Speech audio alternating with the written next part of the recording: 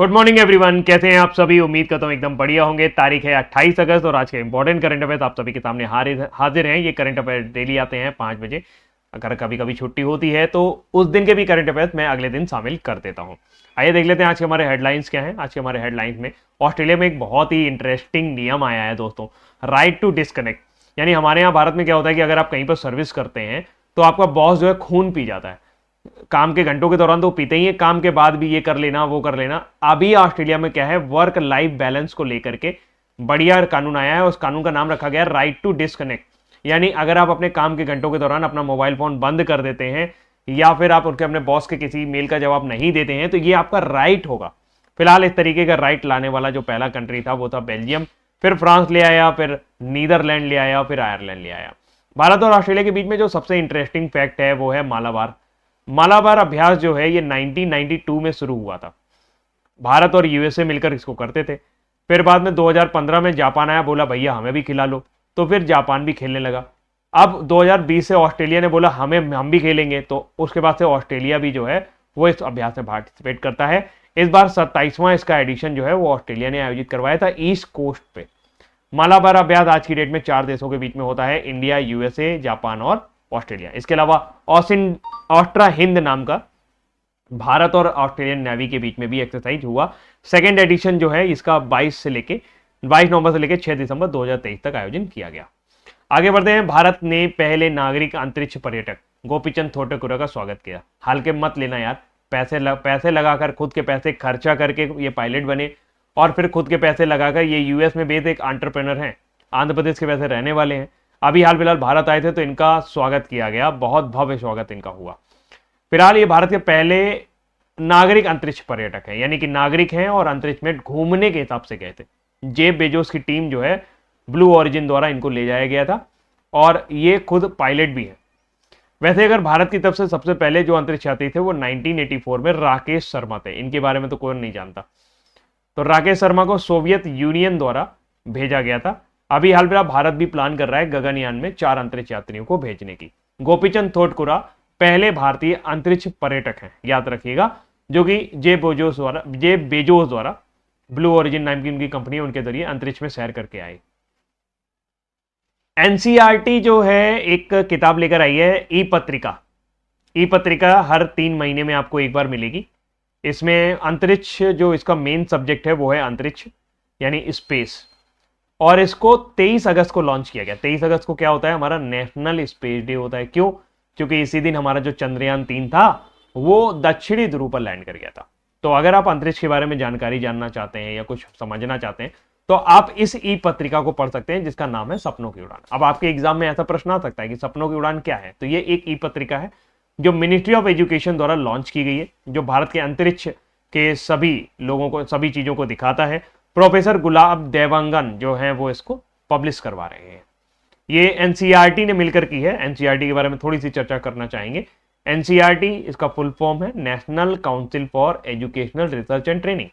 NCERT का गठन 1961 में किया गया था। वर्तमान समय में डीपी सकलानी यानी दिनेश प्रसाद सकलानी एनसीईआरटी के हेड हैं। सौम्या स्वामीनाथन ने कार्यकर्ता कल्पना शंकर की आत्मकथा का विमोचन किया। तो ये एक एनजीओ चलाती हैं कल्पना शंकर जी, तो और इन्होंने सौम्या स्वामीनाथन के ऊपर ही बुक लिखी है। बुक का नाम है द साइंटिस्ट एंटरप्रेन्योर। अरे घबराइए नहीं, मेरी एंटरप्रेन्योर की स्पेलिंग बिल्कुल गलत नहीं होगी। कोशिश मेरी यही है कि गलत ना हो, काफी कठिन स्पेलिंग है। The scientist entrepreneur empowering millions of women. तो सौम्या स्वामीनाथन के ऊपर इन्होंने किताब लिखी थी और इसीलिए ये किताब अभी चर्चा में है। तो अभी बुक के बारे में बात करें तो ये किताब किसने लिखी? कल्पना शंकर ने। सौम्या स्वामीनाथन कौन है? इनको जानते होंगे, ये WHO में चीफ साइंटिस्ट है, वर्ल्ड हेल्थ ऑर्गेनाइजेशन में चीफ साइंटिस्ट है, मुख्य वैज्ञानिक है। ये MS स्वामीनाथन जी की बेटी भी है। प्रधानमंत्री मोदी ने 11 लाख नई लखपति दीदियों को प्रमाण पत्र वितरित किए। ये क्या है, लखपति दीदी क्या है? देखिए, लखपति दीदी जो है ये 15 अगस्त 2023 को एक योजना लाई गई। क्या योजना लाई गई? इसमें जो महिलाएं सेल्फ हेल्प ग्रुप चलाती हैं यानी स्वयं सहायता समूह चला रही हैं, उनकी लीडर है और उनकी सालाना इनकम 1 लाख रुपए है पर एनम उस ग्रुप की, और 10,000 रुपए के आसपास महीने में, 10,000 10,000 रुपीज हर महीने।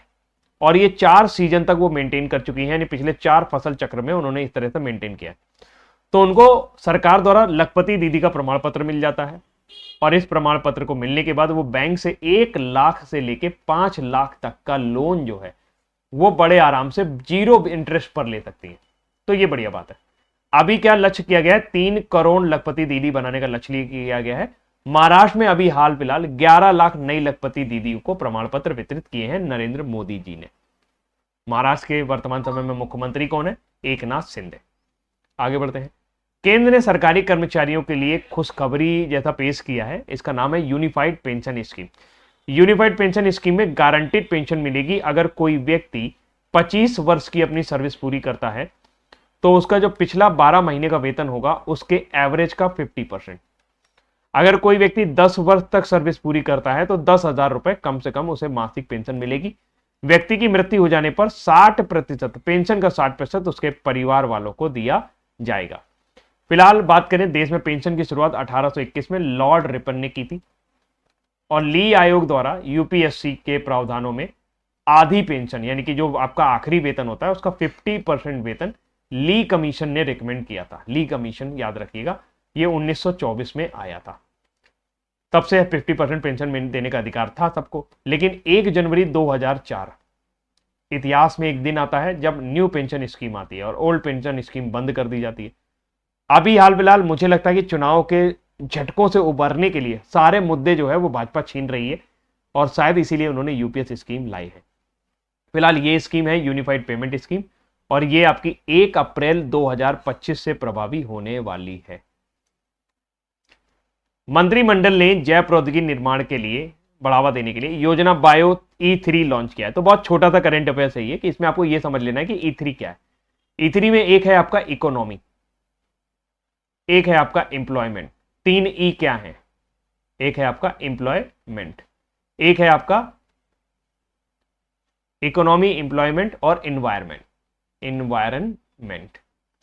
ये आपकी बायोटेक्नोलॉजी को देश में डेवलप किया जाए, इस तरीके से डेवलप किया जाए कि बनने से लेकर बेचने तक सारा देश के अंदर ही हो। उसके लिए ये योजना को मंजूरी दी गई है। आगे आने वाले समय में आप देखेंगे कि फ्यूचर ऑफ इंडिया बायोटेक है, यानी बायोटेक्नोलॉजी के क्षेत्र में कई नई सारी चीजें इसको ध्यान में रखकर लाई गई है। नाइट रैंक ने वैश्विक स्तर पर 44 शहरों में मुंबई दूसरे और तीसरे स्थान पर आया है। ये रैंकिंग ये है कि पिछले 12 महीनों के दौरान कहां पर प्रॉपर्टी की जो कीमत है वो सबसे तेज बढ़ी है। इस सूची में मनीला पहले नंबर पर है, मुंबई दूसरे नंबर पर है जहां 13% चेंज आया है, दिल्ली तीसरे नंबर पर है। 44 शहरों की सूची जारी की गई है, बेंगलोर 15 नंबर पर है। इन 44 शहरों में 3 भारत के हैं। नाइट रैंक संस्था है, 44 शहरों में मुंबई दूसरे और तीसरे स्थान पर है, मुंबई और दिल्ली। मेडटेक जोन ने पहली स्वदेशी रूप से विकसित monkey pox RTPCR kit launch की है। मंकी पॉक्स आरटीपीसीआर किट का मतलब क्या है? आरटीपीसीआर क्या होता है? आरटीपीसीआर का मतलब होता है real time polymerase chain reaction. ये ऐसे संक्रामक रोगों के लिए प्रयोग की जाती है जिसमें वायरस जो है वो एक्सपोनेंशियली ग्रोथ करता है। जैसे अपना कोविड-19 था, अब तो अपना ही बोलेंगे ना कोविड-19, तो वो एक्सपोनेंशियली ग्रोथ करता था। निमोनिया के केस में जिस मरीज की हालत 15 से 16 घंटे में खराब होती थी, कोविड-19 के केस में वो 3 से 4 घंटे में ही बहुत बुरी हालत हो जाती थी। फिलहाल मंकी पॉक्स की बात कीजिए तो 1958 में ये वायरस अफ्रीका में बंदरों में खोजा गया था। बाद में 1970 में ये मनुष्यों में भी होने लगा। बहुत खतरनाक वायरस है और अभी बहुत ज्यादा संक्रामक है। इसके बहुत सारी चीजें जो हैं वो अलग अलग फैल रही है। इस किट का नाम है एर्बा मेडिक्स MDX। ये किसने बनाई है? ये बनाई है मेडिटेक जोन ने। तो ये मंकी पॉक्स आरटीपीसीआर किट है जिससे जांच की जा सकेगी और तुरंत ही पता लग सकेगा कि व्यक्ति मंकी पॉक्स से पीड़ित है या नहीं। इसको एमपॉक्स भी बोला जाता है। इसमें बहुत भयंकर दाने हो जाते हैं शरीर में और दानों में बहुत मवाद वगैरह भर जाता है, बहुत बुखार उखार आता है, कई केसेस में तो मृत्यु भी हो जाती है।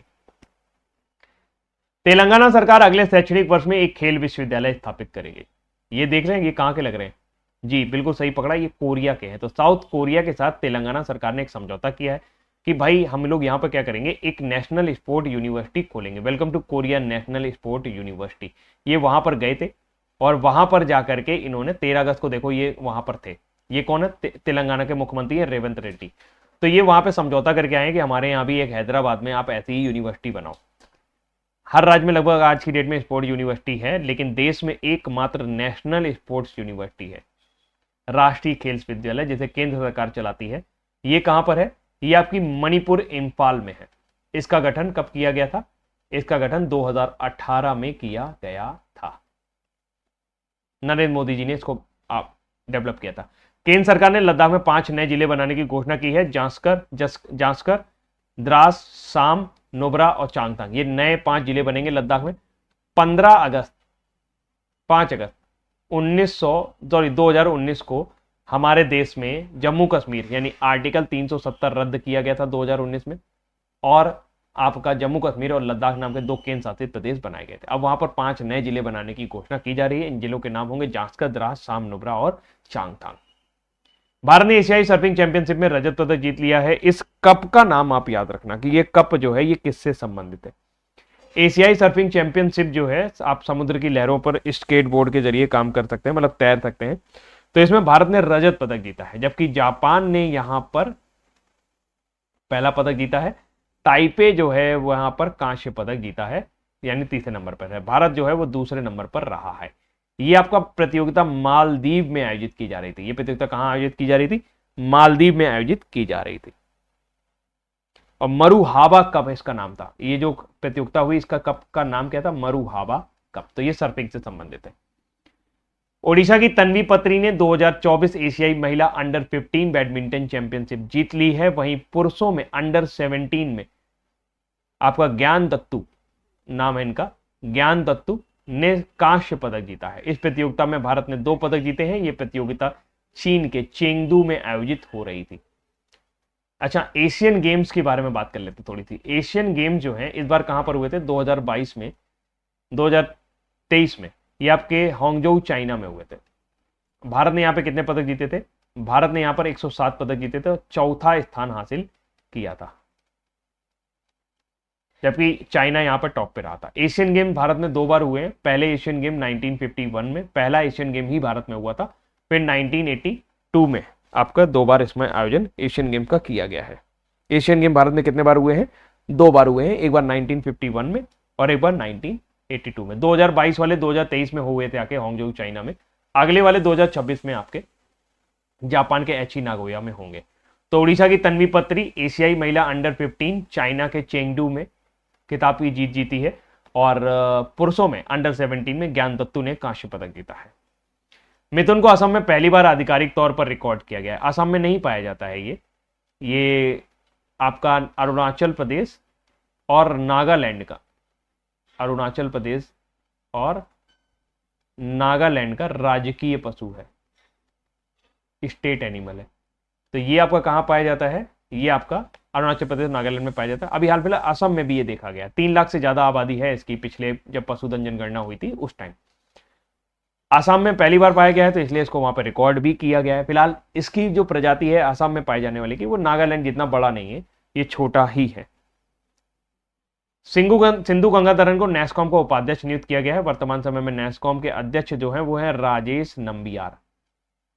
कौन है? राजेश नंबियार। और उपाध्यक्ष के रूप में सिंधु गंगाधरन को नियुक्त किया गया है। नैस्कॉम का बात की जाए तो ये आपकी सॉफ्टवेयर कंपनियों के लिए एक संगठन के रूप में कार्य करता है। नैस्कॉम की स्थापना 1988 में की गई थी। तो ये रहे हमारे आज के इंपॉर्टेंट करंट अफेयर्स। उम्मीद करते हैं ये करंट अफेयर्स आपको पसंद आए होंगे। अभी के लिए इतना ही रखते हैं, बाकी कल फिर कंटिन्यू करेंगे नए करंट अफेयर्स के साथ। तब तक ध्यान रखिएगा अपना। Bye bye, take care.